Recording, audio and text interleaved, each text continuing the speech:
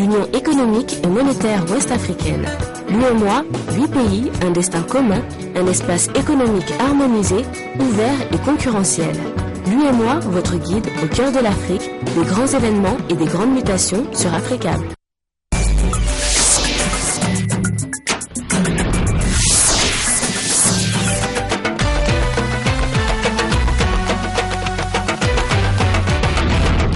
L'édition sur Africa Télévision, bienvenue, voici les titres de ce journal.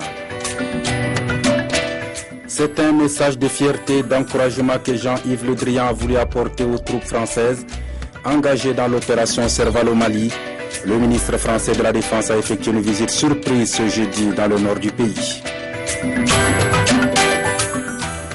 L'ONU décide d'assouplir l'embargo sur les armes qui frappaient la Somalie. Mogadiscio salue cette décision qui lui permettra d'assurer sa sécurité. Dans la foulée, 500 Chebabs repentis ont été réhabilités grâce à l'aide des casques bleus. Les Kenyans devront encore patienter 3 jours après les élections générales. Toujours pas de résultats officiels, mais pour la présidentielle, les tendances se dessinent plutôt en faveur de Uhuru Kenyatta. Aux accusations de fraude, la commission électorale répond impossible. Voilà pour le sommaire. Bienvenue donc dans ce journal qui sera largement consacré au Mali. Actualité oblige. Un message de fierté et d'encouragement. Voilà ce que Jean-Yves Le Drian a voulu apporter aux soldats français engagés dans l'opération Serval au Mali. Le ministre français de la Défense a effectué une visite surprise ce jeudi auprès des troupes françaises dans l'Adra des Ifogas. Il s'est ensuite rendu à Tessalit et à Gao et est arrivé tout à l'heure à Bamako où il doit y rester jusqu'à vendredi. Depuis le début de l'opération Serval dans le nord du Mali, mi-janvier, un 4e soldat français est mort mercredi dans la région de Gao. Une cérémonie d'adieu a eu lieu ce jeudi au poste de commandement de l'opération Serval à l'aéroport de Bamako. Abdoulaye Kone, Malik Mbaye.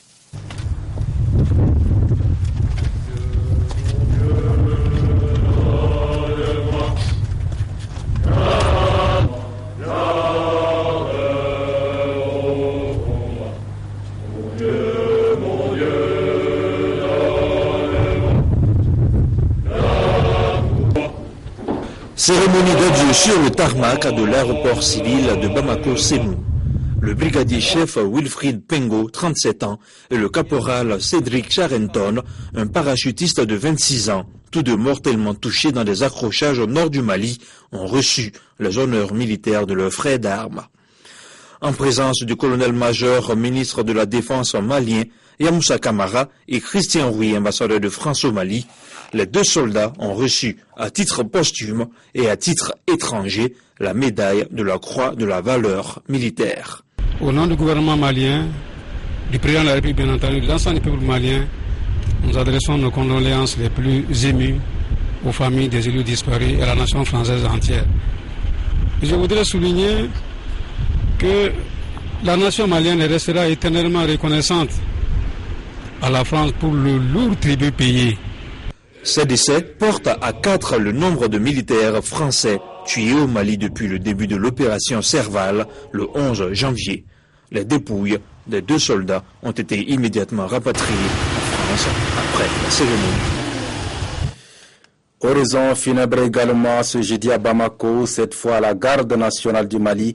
Le soldat Youssouf Ag Aguissa a lui trouvé la mort à Aguelog. Un hommage de plus mérité lui a été rendu par ses frères d'armes. Retrouvons toujours Abdoulaye Kone et Malik Mbaye.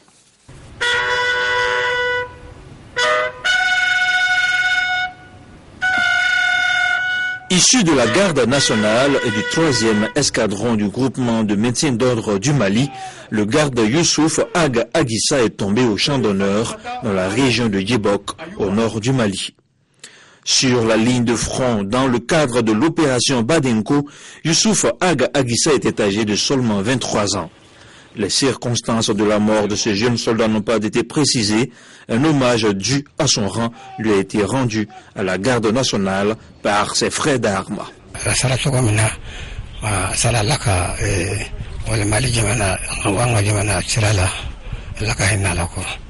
Après la cérémonie funéraire, cette énième victime de la guerre contre les djihadistes armés qui occupent le nord du Mali a été inhumée au cimetière de Hamdalaï.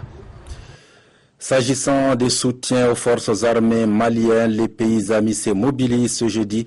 La République populaire de Chine, à travers son ambassade au Mali, a offert 1,4 milliard de francs CFA sous forme d'assistance militaire. La cérémonie s'est déroulée au ministère malien de la Défense et des anciens combattants. Ce sont 20 millions de yuan, soit environ 1,4 milliard de francs CFA que la République populaire de Chine accorde aux forces de défense et de sécurité maliennes sous forme d'assistance militaire. Nous continuerons à soutenir l'armée malienne dans sa mission de reconquête du territoire national, a assuré l'ambassadeur de Chine au Mali, Chao Zongming. J'espère que le Mali, maintenant, il a déjà la chance de stabiliser la région du Nord, qui va être en phase de la reconstruction du Nord. Et la Chine va toujours accompagner le Mali. En réceptionnant ce don, le ministre malien de la Défense et des anciens combattants, le général Yamoussa Kamara, a rassuré la Chine du bon usage qu'il en sera fait avant de saluer l'excellence des relations sino-maliennes. Le Mali vit une période particulièrement difficile de son histoire et le peuple chinois, comme toujours, s'est trouvé aux côtés du peuple malien pendant les moments difficiles. Le don que la République populaire de Chine met gracieusement à la disposition du peuple du gouvernement malien ne fera que rehausser les capacités opérationnelles de nos forces de défense et de sécurité. La République populaire de Chine a également remis une enveloppe d'1 million de francs CFA à l'association des femmes engagées de Kati pour soutenir les familles des soldats morts ou blessés au front. Rappelons que c'est la deuxième fois que la Chine apporte un appui militaire aux forces de défense et de sécurité du Mali depuis le début de la crise. En juillet dernier, Pékin a accordé 1,4 milliard de francs CFA sous forme de dons. C'est pourquoi dans leurs différentes allocutions, le ministre malien de la Défense et l'ambassadeur de Chine ont exprimé leur souhait de voir la coopération sino-malienne se renforcer davantage, une coopération déjà excellente qui englobe presque tous les domaines de développement. Toujours au Mali, le groupe de suivi budgétaire a tenu ce matin une conférence de presse. C'était à la maison de la presse à Bamako. Il s'agit pour le groupe de suivi budgétaire de partager avec la presse, les autorités politiques et administratives, les préoccupations par rapport à l'ouverture d'un compte bancaire pour appuyer les forces armées maliennes. Nadia Peadji, Moussabari. 10 principales questions ont fait objet de débat à cette conférence. Rappelons que depuis l'éclatement de la guerre au nord du Mali, un compte bancaire intitulé « Appui aux forces armées pour la reconquête du Nord » a été ouvert pour recevoir les contributions des uns et des autres. L'appel a été lancé par le président au déclenchement de la guerre et puis depuis ce jour jusqu'au 1er mars dernier, quand on a fait les derniers comptes, on a reçu un total de 1,709 milliard de francs CFA. Et tous les mercredis, nous faisons un compte rendu au Conseil des ministres du niveau auquel on est. Et tous les jeudis, on publie la liste des nouveaux donateurs, les Maliens résidant au Mali, les Maliens résidant à l'extérieur, les amis du Mali résidant au Mali, les amis du Mali à l'extérieur du Mali. À la question de savoir qui est habilité à autoriser les dépenses sur ce compte, le ministre des Finances répond.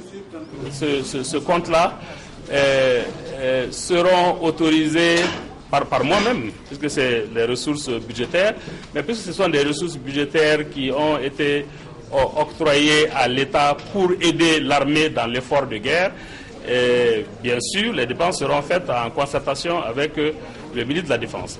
Et l'argent ne sera donc utilisé que pour les besoins de l'armée. Afin de minimiser la susceptibilité que peuvent avoir les citoyens sur ces contributions volontaires mises à la disposition des autorités, ces éclaircissements viennent à point nommé pour rassurer l'opinion. Autre titre de l'actualité, c'est un ouf de soulagement pour les nouvelles autorités somaliennes.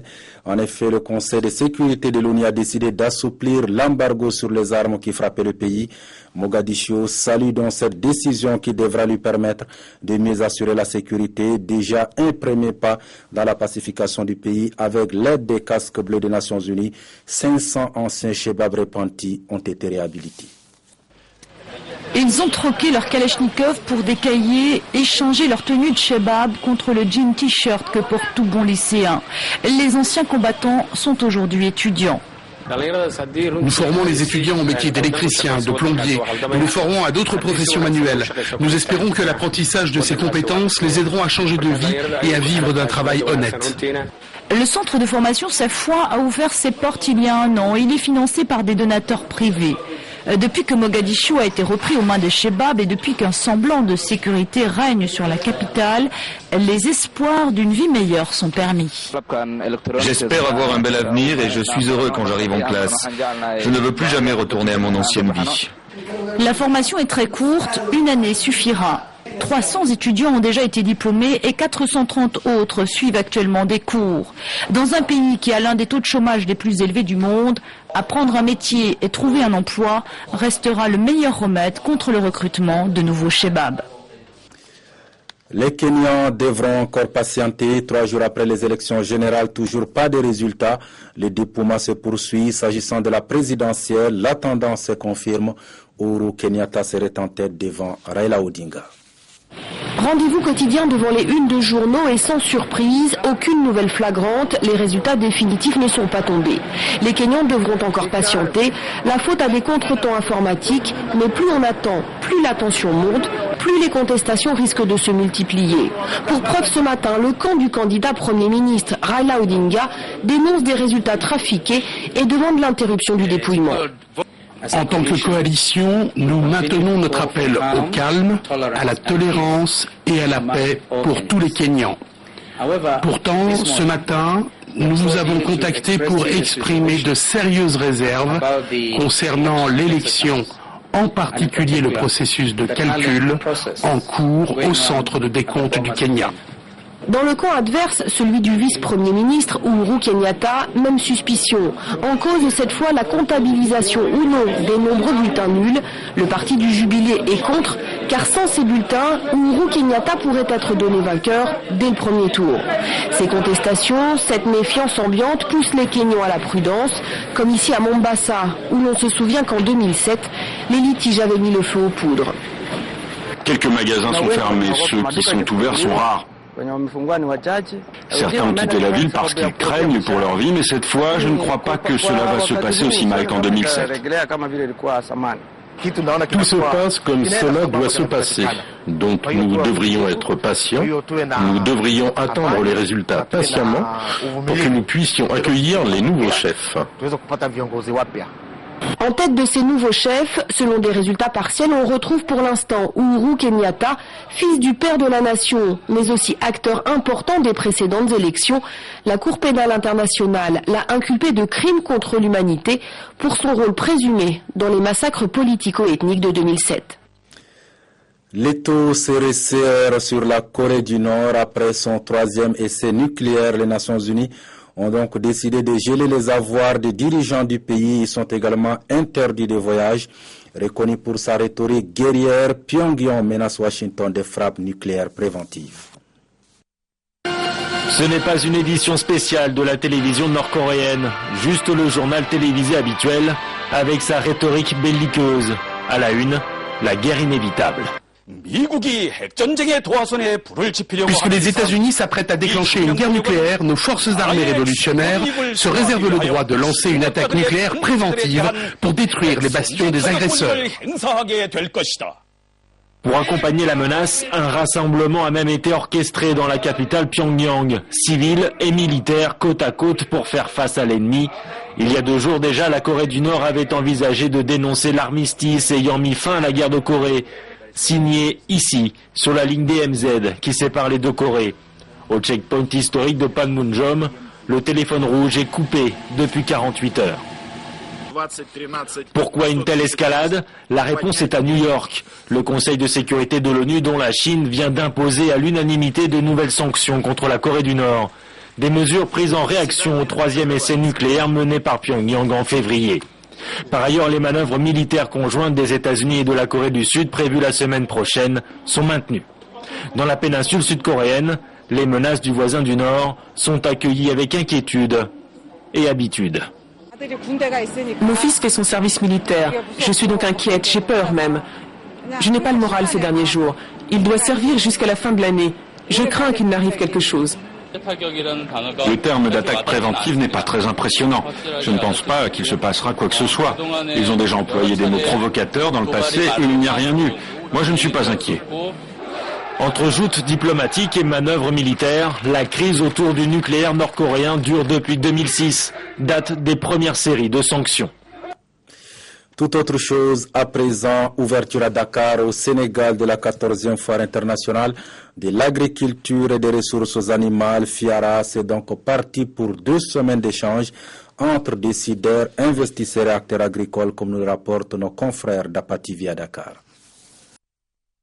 Comme chaque année, la Foire internationale de l'agriculture et des ressources animales FIARA est le point de convergence de plusieurs agriculteurs et exploitants venus de différents pays d'Afrique et d'autres continents. Elle est par ailleurs une occasion pour les acteurs de discuter des systèmes de production, des types de produits et des marchés cibles. On a tous les légumes. Vous avez vu, même la moutardine est là, la plante à moutarde, elle est là. Vous avez le laurier qu'on n'a pas l'habitude de voir au Sénégal. Vous avez les épices, le thym, vous avez ici aussi la mélisse, le slogan que j'ai lancé. Un toit, un micro-jardin. La faim vaincue, la pauvreté éradiquée. Et c'est ça la solution pour l'autosuffisance alimentaire. À chaque fois que je viens au Sénégal pour présenter mes produits, avoir la clientèle de grossistes. Cette 14e édition semble bien partie pour favoriser les échanges et permettre aux exposants de commercialiser leurs produits. Ainsi, les femmes y occupent une place de choix grâce à leur dynamisme. L'essentiel de la transformation est tenu par les femmes et je pense que, à mon avis, c'est un bon débouché pour l'agriculture parce que souvent les femmes sont très organisées à travers de petites unités. C'est vrai que ce n'est pas en quantité industrielle, mais c'est déjà encourageant. Il faut les appuyer et les encadrer davantage. Avec un budget de 100 millions de francs CFA cette année, la FIARA est un cadre d'échange sur les innovations techniques, technologiques et commerciales. Elle offre également aux participants un cadre approprié de discussion sur les questions majeures de développement rural. Réformons ce journal sur cette traditionnelle assemblée générale de l'Association des journalistes sportifs du Mali. Il s'agissait pour l'AJSM de faire le bilan de la participation de la presse sportive malienne à la dernière Coupe d'Afrique des Nations. Yacouba Dansoko Moussabari.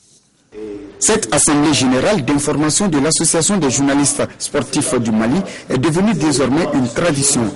Elle a réuni l'ensemble de la presse sportive malienne.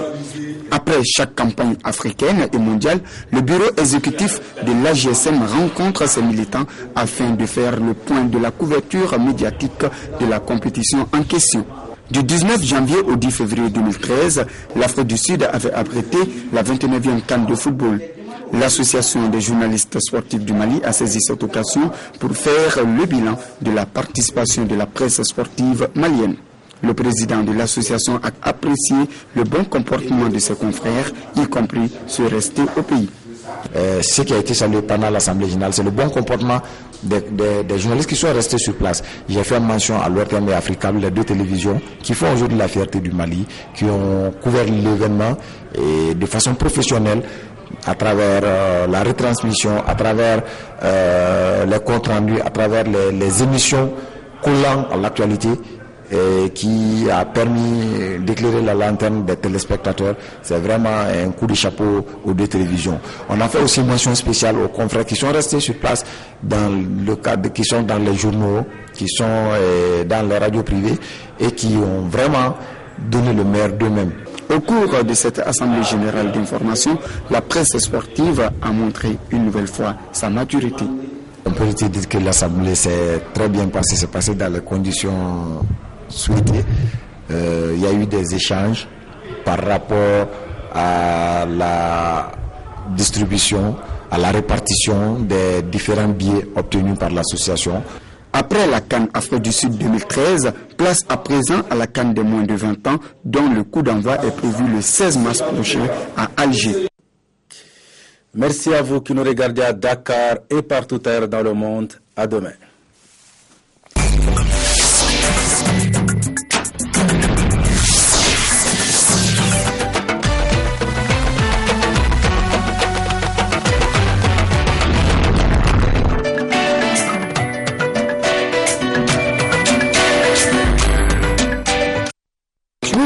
L'Union économique et monétaire ouest-africaine. L'UEMOA, 8 pays, un destin commun, un espace économique harmonisé, ouvert et concurrentiel. L'UEMOA, votre guide au cœur de l'Afrique, de grands événements et des grandes mutations.